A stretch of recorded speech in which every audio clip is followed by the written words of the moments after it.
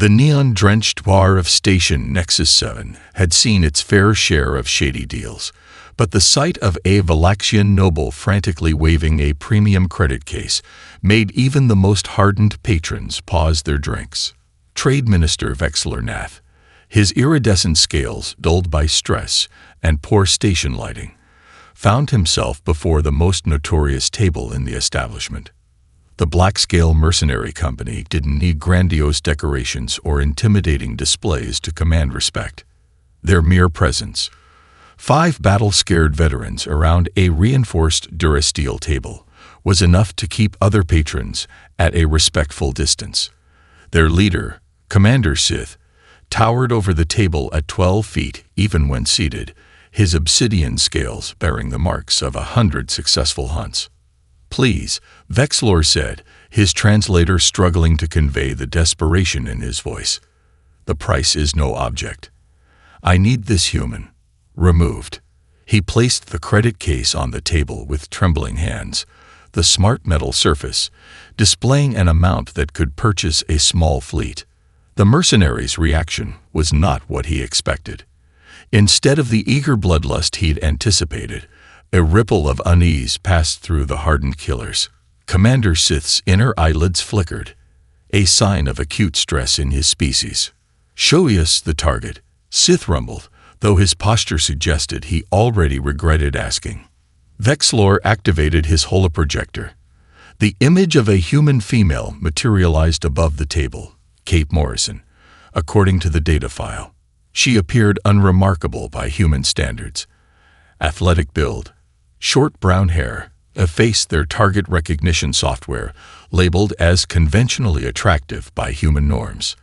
The file listed her current occupation as an independent trader operating out of the Orion shipping lanes. "She cheated me," Vexlor spat, his scales flushing amber with remembered humiliation. "A quantum drive deal. She somehow convinced my entire team that the drives were premium Novacorp models.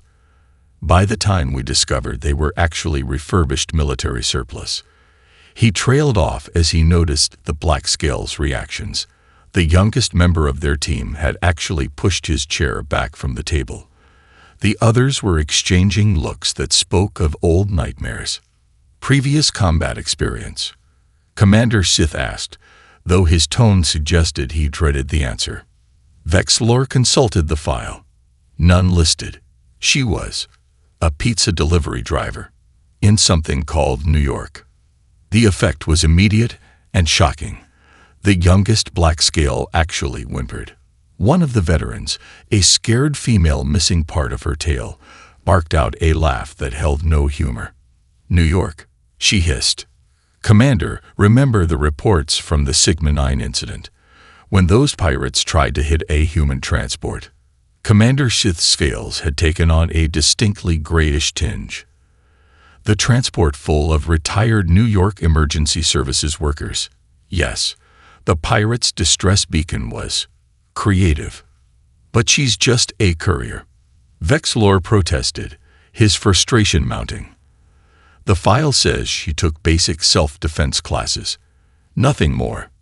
"Basic human self-defense," the scared female repeated, as if explaining something to a hatchling. "Did you know they consider fighting in 2 dimensions a handicap? Their basic training assumes combat will occur on multiple vertical levels simultaneously." Commander Sith reached out with one massive claw and deliberately pushed the credit case back toward Vexlor. "The answer is no. The Black-Scales don't take contracts on humans. Not after what happened on Outpost 7-3. "What happened there?" Vexlor asked, morbidly curious despite his disappointment. "We don't talk about Outpost 7-3, all 5 mercenaries said in perfect unison, their scales rippling with synchronized shivers. The young one finally found his voice. "Sir, if you value your status and your scales, file a trade dispute through official channels. Humans have procedures, forms. Use those. But they take forever." Vexlor protested. "You'll live longer," Commander Sith said simply, then added, Probably. Vexilor had already turned to leave the infamous mercenaries' table when a slurred voice cut through the bar's ambient hum. "I'll take the contract." The words came from Kexri, the youngest blackscale, his scales gleaming with the metallic sheen of too much Centaurian brandy. The rookie mercenary had separated himself from the group earlier, drowning his wounded pride in exotic spirits after being relegated to perimeter watch during their last mission. The reaction from the veteran blackscales was explosive. Commander Shith moved with speed that belied his massive size, literally vaulting over the reinforced table. The scared female, Lieutenant Nex, actually cracked the table's durasteel surface with her cybernetic arm in her haste to reach the young mercenary. "Stand down, hatchling." Sith's roar rattled glasses throughout the bar. The commander had Kexri pinned against the wall before the young mercenary could even reach for the contract tablet. Vexilor found himself fascinated despite his frustration. He'd never seen the legendary Blackscales display such raw panic. These were the same mercenaries who had once hunted void leviathans through an asteroid field for sport. "But Commander," Kexri protested, still struggling against Sith's grip, "the payment is enough to buy our own battle cruiser. And it's just one human female." Lieutenant Nex stepped forward, her cybernetic eye wearing as it focused on the young mercenary. "Tell him, Commander. Tell him about the Madagascar incident." The bar grew quieter. Even the ambient music seemed to dim, as if the station's eye was interested in the story. Commander Shith released Kexri, who slumped against the wall, his bravado deflating at the mention of what was clearly a significant event. 5 years ago, Sith began, his voice unnaturally quiet. The Ghost Talon Assassination Guild accepted a contract on a human target. Their client wanted to remove a particular schoolteacher who was organizing opposition to their mining operations on a colony world. "A schoolteacher?" Kexri interrupted, confusion clear in his voice. "Her name was Miss Henderson," Lieutenant Nex continued, her cybernetic eye dimming at the memory.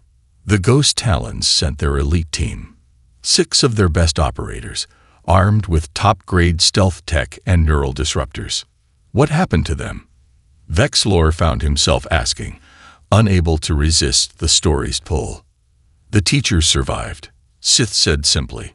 "Not only survived, she graded their performance." "She what?" Kexri and Vexilor asked in unison.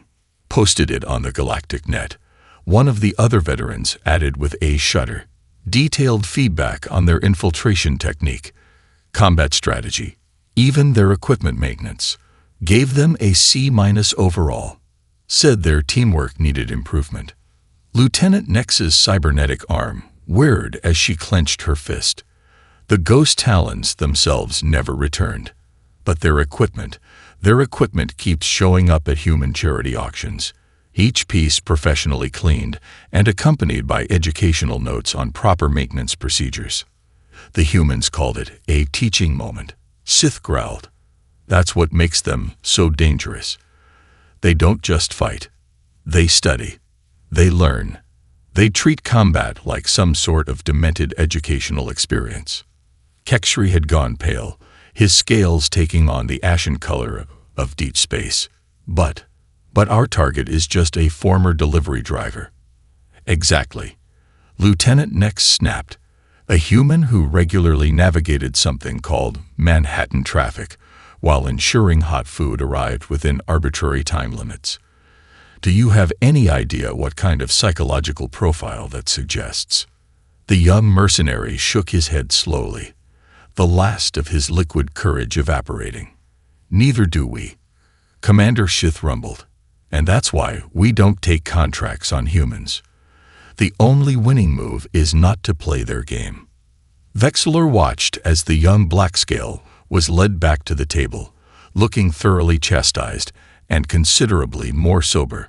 The trade minister found his own enthusiasm for revenge significantly dampened.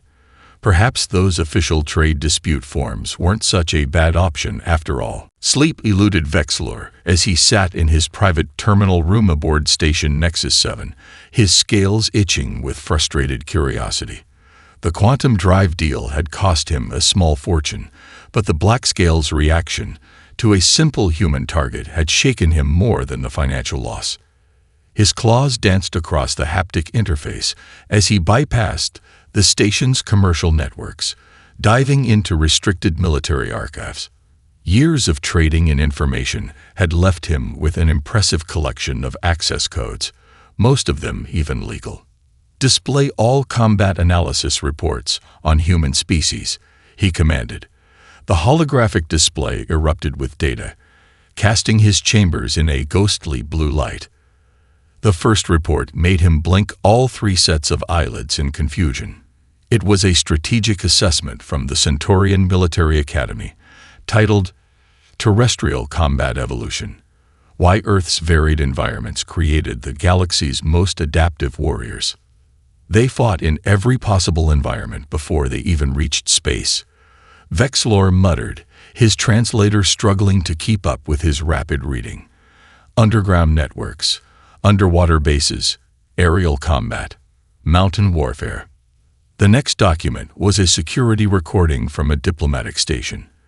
It showed what appeared to be a human athletic competition, something called parkour. The attached analysis from military experts made his scales bristle. Note how their recreational activities naturally train them for zero-G combat and urban warfare. Even their entertainment prepares them for battle. Vexlor's investigation led him deeper.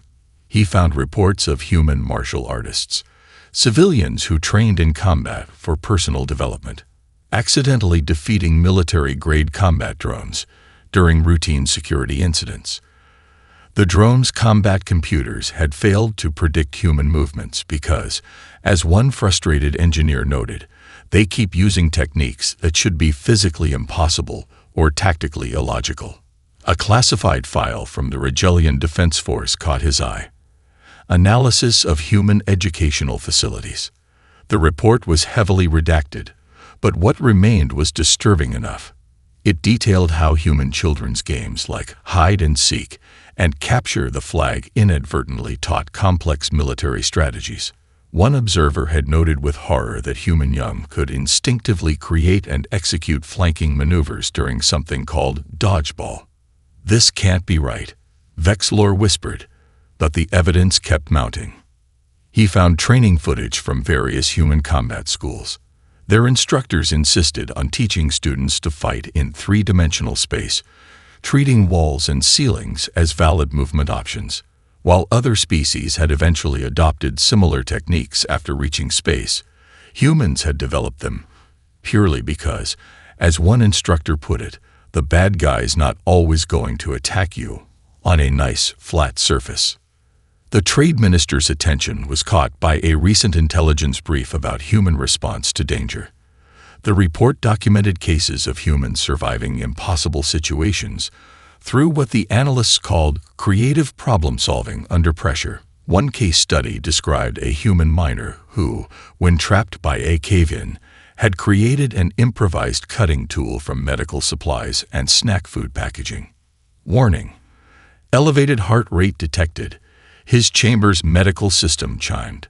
Recommend calming supplement.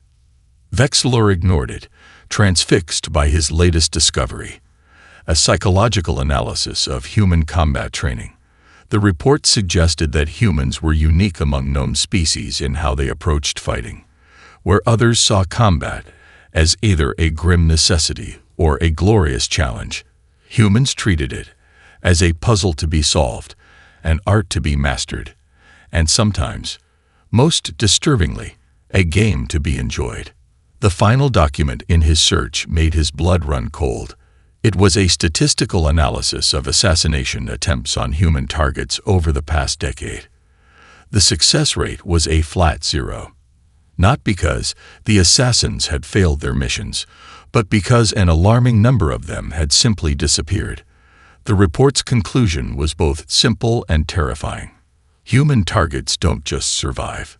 They learn. Vexlor shut down his terminal with trembling claws. He found himself wondering what skills a human might develop while navigating the chaotic delivery routes of New York. Perhaps, he thought, it was time to review those trade dispute procedures after all. Trading his dignity for answers, Vexlor found himself crouched in the upper maintenance ducts of Station Nexus 7's commercial district. His scales itched from the recycled air as he watched Kate Morrison through his high-end surveillance equipment. After 3 days of observation, he was beginning to question his own sanity. The human trader moved through the station's morning crowd with what his research called casual grace. She navigated the dense traffic of various species without ever fully turning her back to any of them, maintaining what he now recognized as optimal combat distance while appearing to simply be polite. Subject has entered the primary market district, he whispered into his recording device, currently consuming a beverage called coffee while conducting business calls. The beverage in question had required a separate research file. Apparently, humans regularly consumed a stimulant brew hot enough to cause minor chemical burns to most species. They considered this normal. His surveillance feed crackled with static for the third time that morning. Expensive malfunctions that coincidentally occurred whenever he shifted to a better vantage point. Almost as if. "No," he muttered. "She can't possibly know." Kate paused at a vendor's stall, examining some local fruit. Her movement placed her in a position that just happened to give her clear sightlines to all major access points in the area. A small child of the Mantodian species stumbled near her, its hovering toy malfunctioning. What happened next made Vexlor's scales flash warning colors. In one fluid motion, Kate caught the child with her left hand, snagged the toy with her right, and somehow managed not to spill her scorching beverage. She proceeded to fix the toy using only basic tools from her pocket and what appeared to be a wrapper from her breakfast. Subject demonstrates advanced hand-eye coordination and engineering skills. Vexlor recorded, his voice trembling. Maintains awareness of surroundings while performing complex tasks. The Mantodian child chirped in delight, its parent expressing gratitude. Kate smiled, made a self-deprecating comment about anyone who's had to fix a scooter in Brooklyn traffic could do it, and continued her rounds. Vexlor nearly dropped his equipment when his feed caught her next display. A cargo loader malfunctioned, dropping a container near the market's central plaza. While others fled, Kate executed what his combat recognition software identified as advanced parkour techniques to reach a young sylphid about to be crushed. She pulled off a series of moves that should have required powered armor, getting the alien youth to safety with seconds to spare. "Just lucky I used to practice urban running," she told the station's security officers later. "Those rooftop shortcuts really come in handy when you're trying to keep the pizza hot." The trade minister's hands shook as he added another note. Subject consistently downplays combat and acrobatic capabilities as civilian skills. Following her through the station's afternoon cycle proved even more unsettling. She attended a business meeting with Mercurian traders, her seat selection giving her both clear escape routes and tactical advantages over everyone present. When the station's artificial gravity hiccuped, she adjusted to zero-G conditions before the warning system even activated. "They're all like this," he realized with growing horror. "Every human just lives like this." His surveillance feed crackled again. This time, he caught a reflection in the market's polished surfaces. Kate was looking directly at his hidden camera, while appearing to check her communication device.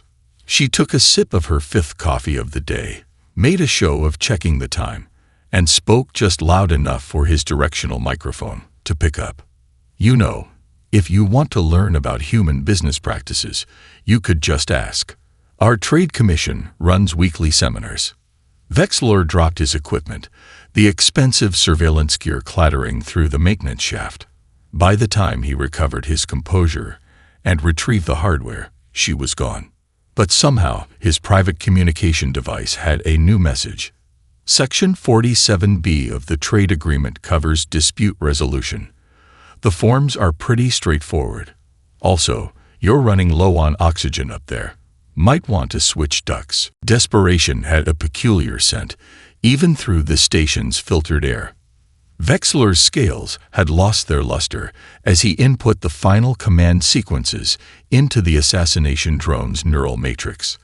The machine, a top-of-the-line Nexus Hunter model, floated before him in his private docking bay, its polished surface reflecting his increasingly questionable life choices. "Organic assassins fear human ingenuity," he muttered, making final adjustments. "But a machine follows pure logic. No fear. No hesitation." The drone's adaptive camouflage shimmered as it activated, its surface taking on the characteristics of the station's ambient lighting.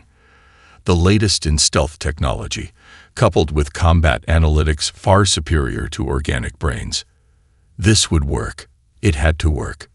Kate Morrison was enjoying her morning coffee in the station's botanical garden, a sprawling space designed to help long-term residents deal with the psychological effects of space travel.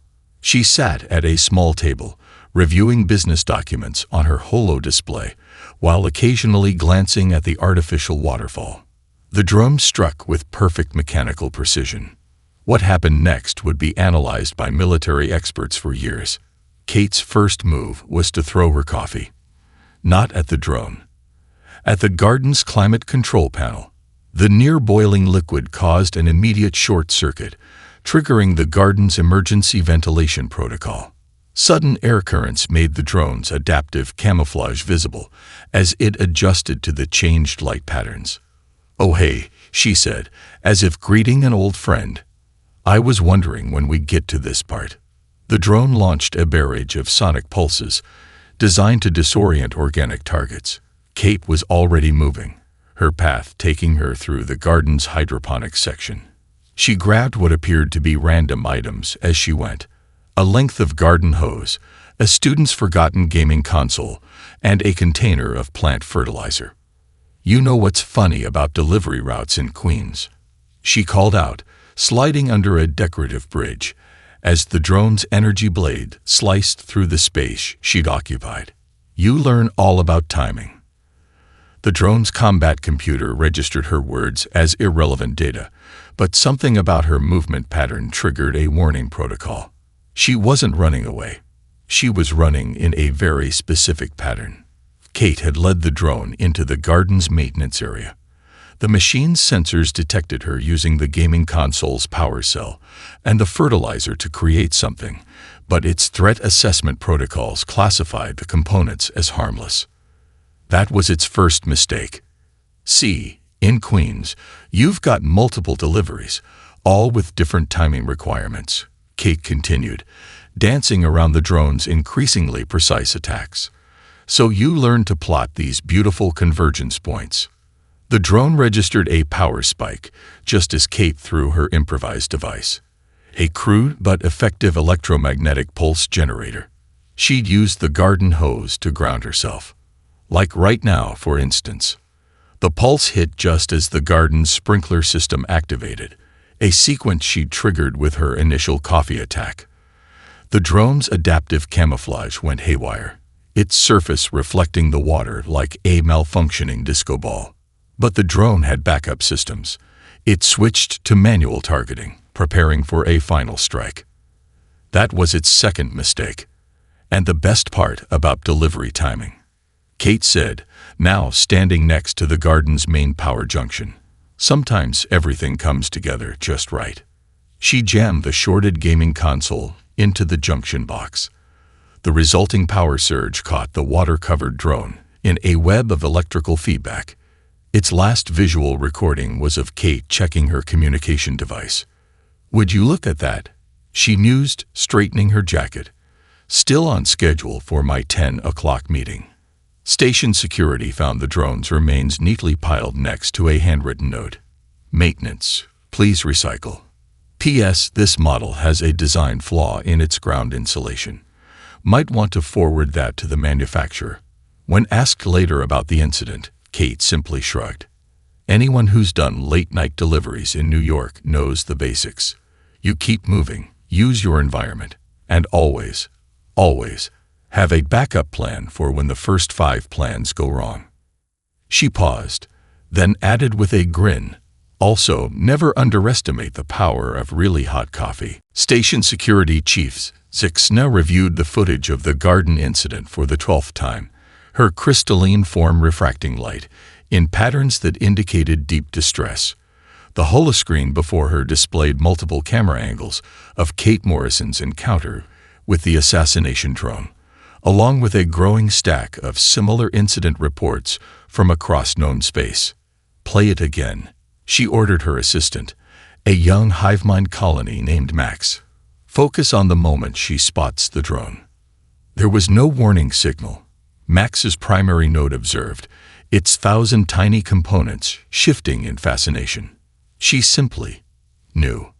The footage showed Kate's eyes flicking to the garden's reflective surfaces a full 3 seconds before the drone decloaked. Her movement to grab the coffee cup had started before any visible threat appeared. "We've got company," Chief Zixna muttered, as 3 more security officers entered her office. The newcomers represented various mercenary guilds, a scared Volthaxian veteran, a retired shadow ops specialist from the Rigel system, and a former combat instructor from the Centaurian fleet. "You called us about a human incident?" the Volthaxian asked, his cybernetic eye wearing, as he studied the footage. "I need context," Chief Zixna said. "This isn't the first time someone's tried to take out a human target. I need to know why they all fail." The 3 mercenaries exchanged knowing looks. The shadow ops specialist, her chandelionic skin shifting through nervous color patterns, spoke first. "I lost my best team to a human botanist," she admitted. "We had perfect intel, top-grade stealth tech, and a foolproof plan. Found my team wrapped in their own stealth netting, with little notes explaining their tactical mistakes. The botanist had turned her entire lab into a trap using nothing but plant growth hormones and modified lighting systems." The Volthaxian veteran barked out a laugh. "That's nothing. Saw a human office worker take out 3 combat drones using just office supplies. Paper clips, sticky notes, something called a stapler. Turned the whole workplace into a kill zone while still attending his scheduled meetings." "But how?" Max's nodes rippled with confusion. "Their species isn't the strongest, fastest, or most technologically advanced. They don't need to be," the Centaurian combat instructor said quietly. "They think differently. Every human is a potential combat engineer. They don't see objects. They see possibilities. Give a human a pencil, they'll find 30 ways to use it as a weapon, 10 ways to use it as a tool, and still somehow use it to write a strongly worded complaint about your attack's poor timing." Chief Zixna brought up another file. 2 months ago, a human cruise ship captain defeated a pirate fleet using nothing but entertainment systems and the ship's food service equipment. "Let me guess," the Volthaxian grinned. "They called it improvised defense training and wrote a manual about it. With diagrams," Zixna confirmed. "They submitted it to the Interstellar Safety Board as a customer service improvement suggestion." Max's nodes collectively shuddered. The storage unit reports show Ms. Morrison once managed a team of delivery drivers in something called Manhattan Rush Hour. What does that mean?" The room went silent. The shadow ops specialist's skin turned pale. "By the void," she whispered. That explains her response time. Those drivers have to navigate 3-dimensional traffic patterns while maintaining temperature-sensitive cargo and meeting precise time windows, all while dealing with something called New York customer service, the combat instructor added with visible horror. "It's basically advanced psychological warfare training." Chief Zixna brought up the final damage report from the garden. "She left maintenance instructions," she said, almost admiringly. complete with a design analysis of the drone's vulnerabilities and suggested improvements. Classic human behavior, the Volthaxian noted. They don't just survive attempts on their lives. They grade them. Submit feedback. Try to make the next attempt more interesting. So what do we do? Max asked, its nodes clustering anxiously. We update the station's security protocols, Chief Zixna said firmly. And we thank the stars that she considered this a minor incident. I've seen reports of what humans do when they actually feel threatened. The meeting was interrupted by a message from the station's legal department. Kate Morrison had filed an insurance claim for her spilled coffee and included a helpful list of suggested updates to the station's crisis response procedures. The interrogation chamber of Station Nexus 7 was designed to intimidate every known sentient species, yet somehow, the massive form of Commander Sith made the room feel small. The Black-Scale leader sat across from Vexilor, who was currently explaining to station security why he'd commissioned an illegal assassination drone. Perhaps, Chief Zixna suggested, her crystalline form glowing with controlled anger. The commander can explain why his team's initial refusal should have been your first warning. Sith's inner eyelids flickered. You want to know about the colony, about why the Black-Scales never take contracts on humans.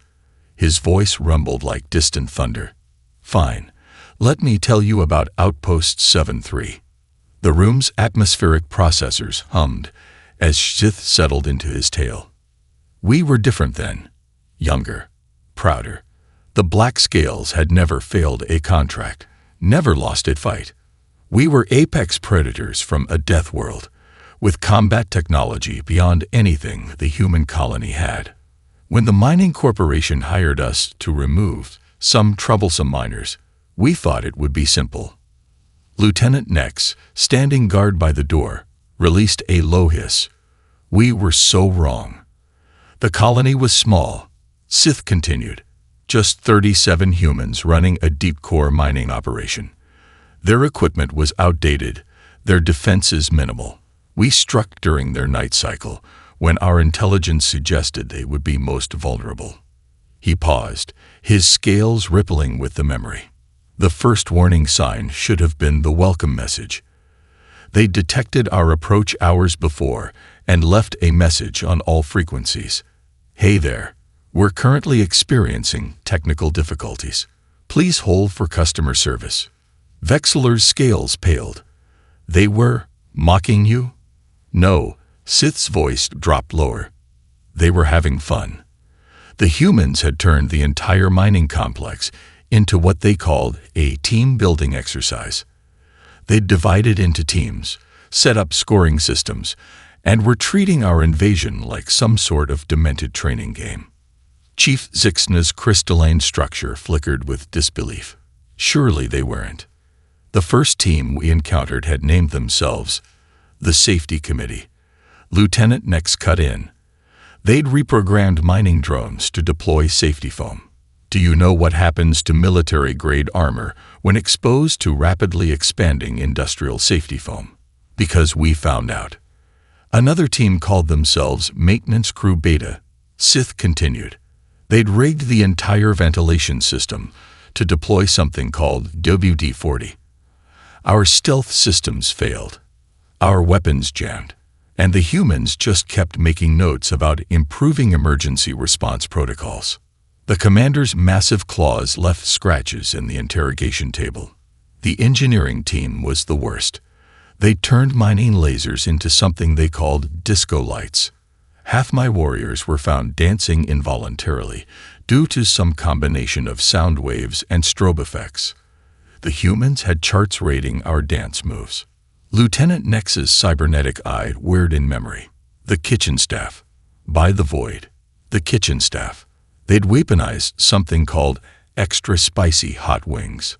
3 of our best warriors were found crying for their clutch mothers, begging for milk. But the real horror, Sith's voice dropped to a whisper, was their administration department. They'd documented everything.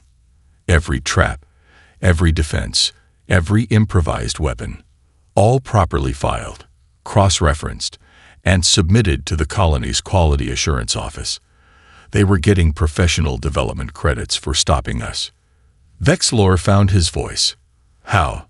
How many black scales survived? 1. Sith said. Me. They let me go. Gave me a flash drive full of incident reports, safety recommendations, and performance reviews.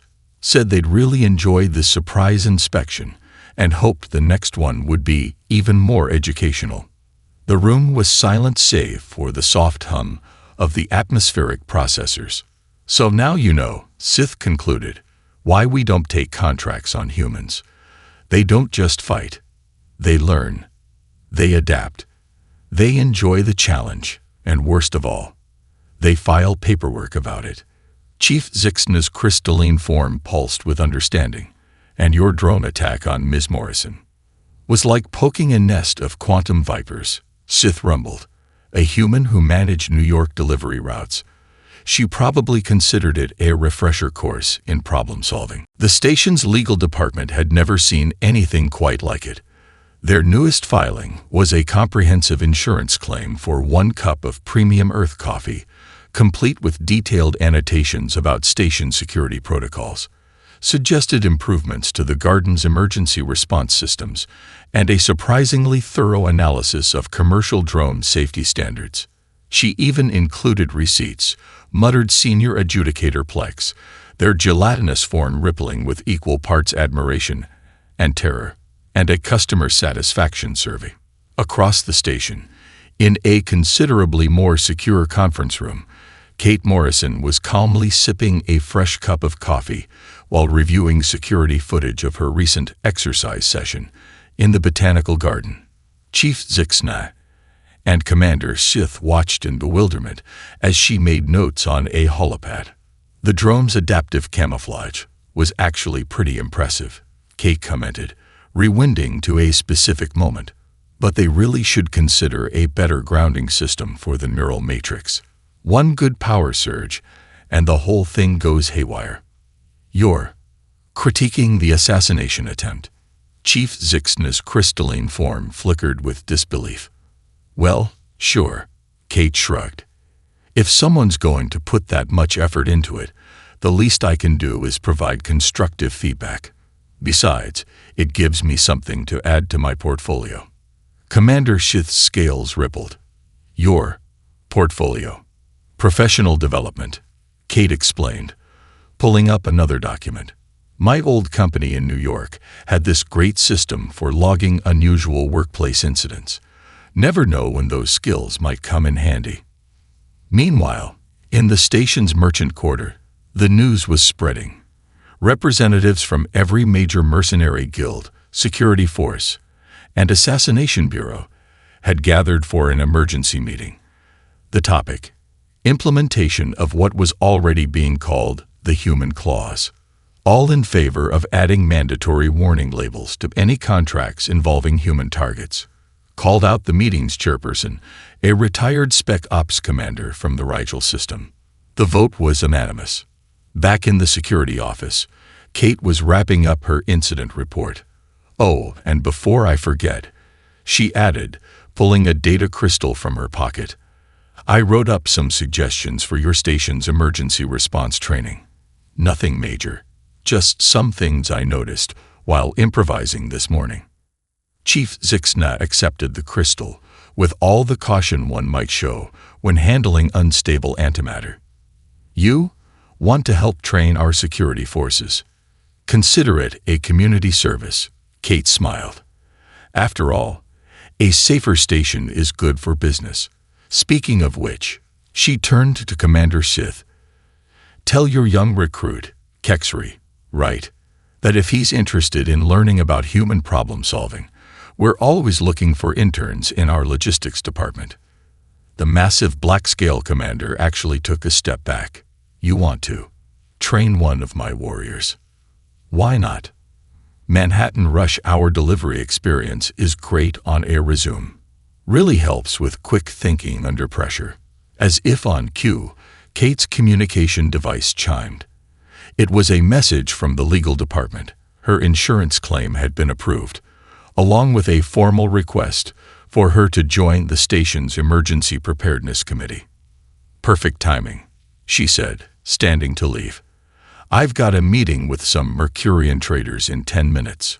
Oh, and could you pass this along to Vexilor?" She handed over a thick document.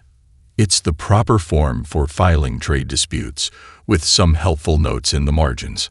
I think he'll find the process much more efficient than assassination attempts." After she left, Chief Zixna and Commander Sith spent several long moments in silence, processing what they'd witnessed. "You know what the scariest part is," Sith finally said. She actually enjoyed this morning's entertainment. Zixna's crystal structure pulsed in confusion. Of course, for a human who used to coordinate delivery routes through New York City, the commander's inner eyelids flickered. This was probably just a nice morning workout. Across the station, Kate settled into her next meeting, her coffee perfectly hot, her schedule running right on time. As she pulled up the trade agreements, she couldn't help but smile at a new message on her device. The station's security training department had just offered her a consulting contract. Well, she murmured to herself, at least they're learning.